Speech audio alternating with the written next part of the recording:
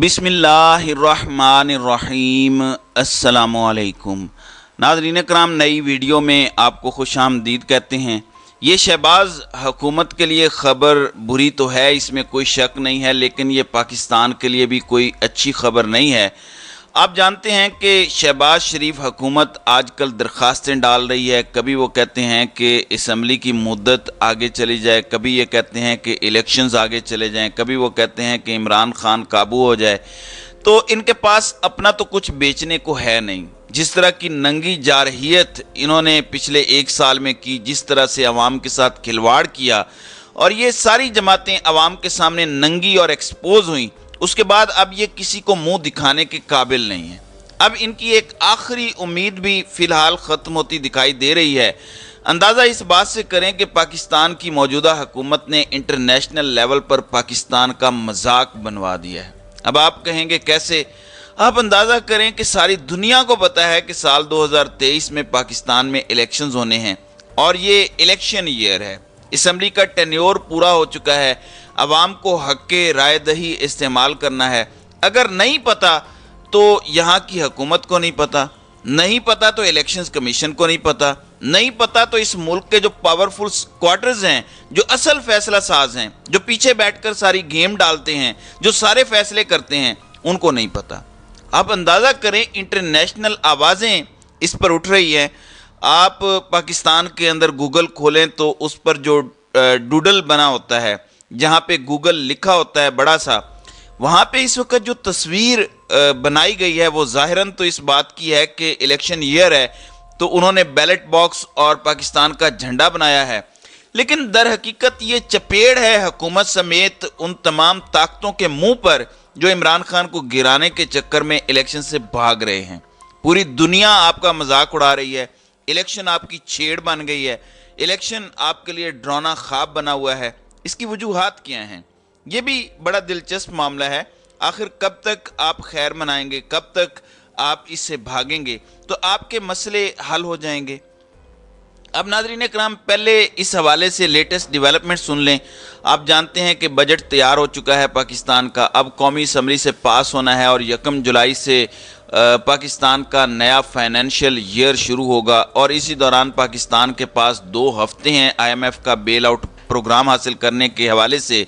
और bail out programme कितना ज़रूरी है, इसके लिए ब्लूमबर्ग वाली रिपोर्ट पढ़ना बहुत ज़रूरी है, जिसमें उन्होंने कहा कि अगर आप IMF प्रोग्राम में ना गए तो आपके डिफ़ॉल्ट होने के बहुत ज़्यादा इम्कान हैं, क्योंकि आपके पास फ़ॉरेन रिज़र्व नहीं है। आपकी फ़ॉरेन रेमिटेंसेस जो आपको बैरून मुल्क पाकिस्तानी भेजते हैं, उसके अंदर 3-4 अरब डॉलर की कमी देखी गई है। तो ये इनकी हालत हो चुकी है। अब इनकी आखिरी उम्मीद क्या है? अब 22 जून तक इनकी एग्जीक्यूटिव बोर्ड की मीटिंग्स हैं IMF से। इसमें पाकिस्तान का नाम शामिल नहीं है। अगली बात सुने, पाकिस्तान में इंटरनेशनल मॉनेटरी फंड यानी IMF की नुमाइंदा का कहना है कि बजट तजावीज़ में टैक्स नेट को वसी करने का मौका गंवा दिया गया। ये जंग जियो की खबर है और आपको पता है कि ये वो न्यूज़ चैनल है जो ज़रा टेम्परिंग के साथ गुफ्तगू करता है, ज़रा ठंडा करके ख़बर को देता है। वो कहते हैं कि IMF ने पाकिस्तान के नए माली साल के बजट पर अदम इत्मीनान का इजहार कर दिया है। इसका मतलब यह है कि उन्होंने दरख्वास्त अमली तौर पर आपकी मुस्तरद कर दी है। इनके मुताबिक जो बजट वो चाहते थे वो उन्होंने नहीं दिया। इनकी पाकिस्तान में मौजूद नुमाइंदा ने रॉयटर्स से गुफ्तगू की है और कहा है कि पाकिस्तान ने माली साल 2024 के बजट मुसवदे में टैक्स वसूलियां बढ़ाने का मौका गंवा दिया। इनके मुताबिक IMF का स्टाफ पाकिस्तान के साथ पॉलिसियों पर बातचीत करता रहता है ताकि इस्तेहकाम को बरकरार रखा जा सके। ताहम बजट 2024 के मुसवदे टैक्स वसूलियां बढ़ाने का मौका उसमें गंवा दिया। इनके मुताबिक नए अखराजात की तवील फहरिस्त टैक्स के निज़ाम की शफाफियत को मज़ीद कम करती है और बेनज़ीर इनकम सपोर्ट प्रोग्राम से फ़ायदा उठाने वालों के लिए दरकार वसाइल में भी कमी पैदा होती है। इनके मुताबिक तवानाई के शोबे के हवाले से मिसालें दी तो ये कोई अच्छा इंडिकेटर पाकिस्तान के लिए आइंदा आने वाले दिनों में आपको नज़र नहीं आ रहा। इसका मतलब ये है कि हमारे लिए प्रॉब्लम्स बढ़ रही हैं और सबको पता है कि ये इलेक्शन ईयर है। ऐसे में जब دنیا آپ پر اعتبار کرنے کو تیار نہیں ہے تو آپ کیا کر رہے ہیں؟ آپ شہریار افریدی کے بھائی کے انتقال پر اس کے جنازے میں شرکت کا موقع نہیں دیتے۔ آپ کیا کر رہے ہیں؟ آپ یہ کر رہے ہیں کہ کراچی میں آج الیکشنز ہیں اور الیکشن میں ایک اکثریتی جماعت ہے جس میں جماعت اسلامی اور تحریک انصاف کا اتحاد ہے، اور آپ ان کو جیتنے نہیں دے رہے۔ آپ کہہ رہے ہیں کہ آپ میئر اس بنیاد پر نہیں بنیں گے کہ آپ کے پاس نمبر زیادہ ہیں، بلکہ اس بنیاد پر بنیں گے کہ ہماری طرف سے آپ کا اپروول ہے کہ نہیں ہے۔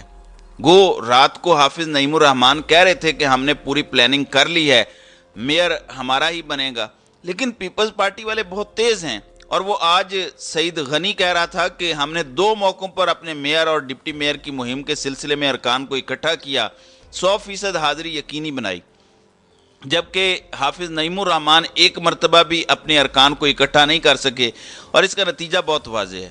بات یہ ہے کہ جب آپ لوگوں کو گرفتار کر رہے ہوں، زبردستی اٹھا کر غائب کر رہے ہوں، اور ساتھ ہی شور مچا دیں کہ فلاں شخص تو آیا ہی نہیں ہے، تو شرم سے ڈوب مریں۔ لوگوں کو فری چھوڑیں، لوگوں کو آزادی سے فیصلے کرنے دیں، پھر بات کریں۔ آپ میئر بے شک بن جائیں گے یہ ظلم کر کے، لیکن پیپلز پارٹی نے جو کالک اپنے منہ پر ملی ہے یہ کیسے اترے گی؟ یہ ایک بڑا دلچسپ پہلو ہے۔ پھر آپ اندازہ لگائیے کہ آج آپ کا الیکشن ہے، لیکن کہا گیا ہے کہ ہال میں صرف سرکاری میڈیا ہوگا۔ آرٹس کونسل ہال جہاں آج پولنگ ہونی ہے وہاں پر میڈیا کو الاؤ نہیں کیا جا رہا۔ ان کو کہا جا رہا ہے کہ یہ تمام لوگ یعنی تمام الیکٹرانک اور پرنٹ میڈیا ہال کے باہر سے کوریج کر سکتا ہے، اندر سے نہیں کر سکتا۔ اندر سے کرے گا تو ظاہر ہے حقائق باہر آ جائیں گے، اور حقائق تو چھپانے ہیں، حقائق کا تو قوم کو پتہ نہیں لگنے دینا۔ اور آپ یہ گھٹیا حرکتیں کر رہے ہیں اور آپ کو یہ نہیں پتا کہ آپ کا دشمن اس وقت کہاں پر کھڑا ہے۔ میں آپ کو ایک مثال دینا چاہتا ہوں کہ امریکہ کے جو قومی سلامتی کے مشیر ہیں، نیشنل سیکیورٹی ایڈوائزر، وہ اس وقت انڈیا کے دورے پر ہیں، اور وہ یہ بتا رہے ہیں کہ ہم امریکہ اور بھارت کے درمیان دفاعی ہائی ٹیک جیسے اہم شعبوں میں تجارت کو آسان بنانے میں حائل رکاوٹوں کو دور کرنے کے لیے تیار ہیں۔ اس کی وجہ بتانا چاہتا ہوں کہ 22 جو جون ہے اس میں نریندر مودی جو ہے وہ امریکہ کے دورے پر جا رہے ہیں۔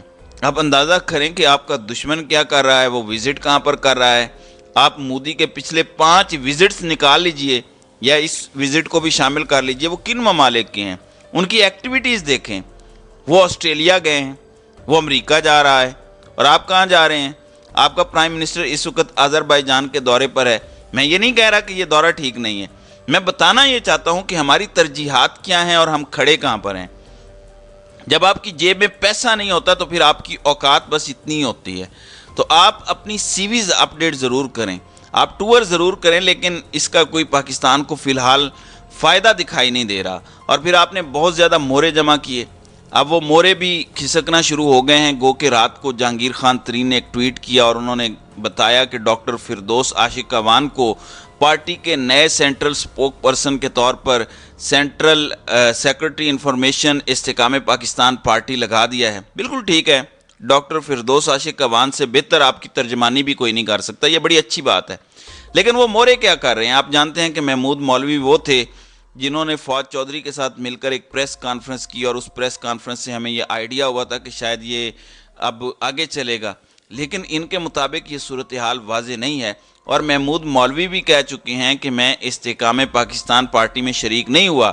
ان کے مطابق فواد چودھری، علی زیدی اور عمران اسماعیل کا معاملہ بھی ابھی کلیئر نہیں ہے۔ انہوں نے کہا کہ تقریب میں بہت سارے لوگ موجود تھے، لیکن بہت سارے لوگوں کا موجود ہونے کا مطلب یہ نہیں ہے کہ آپ نے پارٹی جوائن کر لی ہے۔ اس سے آپ کو اندازہ ہو پا رہا ہوگا کہ یہ لوگ اس وقت اپنے آپ کو کلیئر کیوں نہیں کر پا رہے۔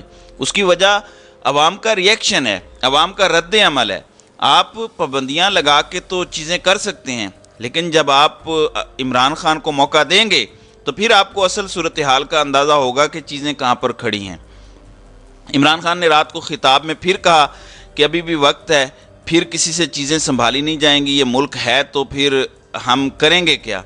ان کے مطابق عمران خان کے پاکستان کے حالات کنٹرول سے باہر ہو جائیں گے۔ پھر انہوں نے کہا کہ اسٹیبلشمنٹ اور آرمی چیف سے صرف بات کرنا چاہتے ہیں۔ اس کی وجوہات یہ ہیں کہ یہ جو پی ڈی ایم سرکار ہے ان کے پلے تو ہے کچھ نہیں، تو بات ان سے کی جائے جو اس ملک کے اصل حکمران بنے بیٹھے ہیں، جو اصل میں سب کو موروں کی طرح استعمال کر رہے ہیں، باقی تو کسی سے فائدہ نہیں ہے اور وہ صرف اور صرف مذاق ہے۔ ظاہراً وہ بیٹھے ہوئے ہیں اور میرا نہیں خیال کہ وہ کوئی امپیکٹ ڈال سکتے ہیں یا اس سے کوئی چیزیں بہتر ہو سکتی ہیں۔ تو عمران خان نے اس بات کو دہرایا ہے۔ آپ شاید تھیوریٹیکلی اس بات کو غلط کہیں، مگر پریکٹیکلی حقیقت یہ اس وقت ملک میں جو کچھ ہو رہا ہے یہی طاقتور لوگ کام کر رہے ہیں۔ سیاستدان تو آرام سے کٹ پتلی بنے ان کے اشاروں پر ناچ رہے ہیں۔ تو یہ ایک حقیقت ہے جس کا ڈینائل نہیں کیا جا سکتا۔ تو ناظرین کرام، آپ کی اس ویڈیو کے حوالے سے کیا رائے ہے؟ آپ اپنی رائے کا اظہار کامنٹ سیکشن میں ضرور کیجیے گا۔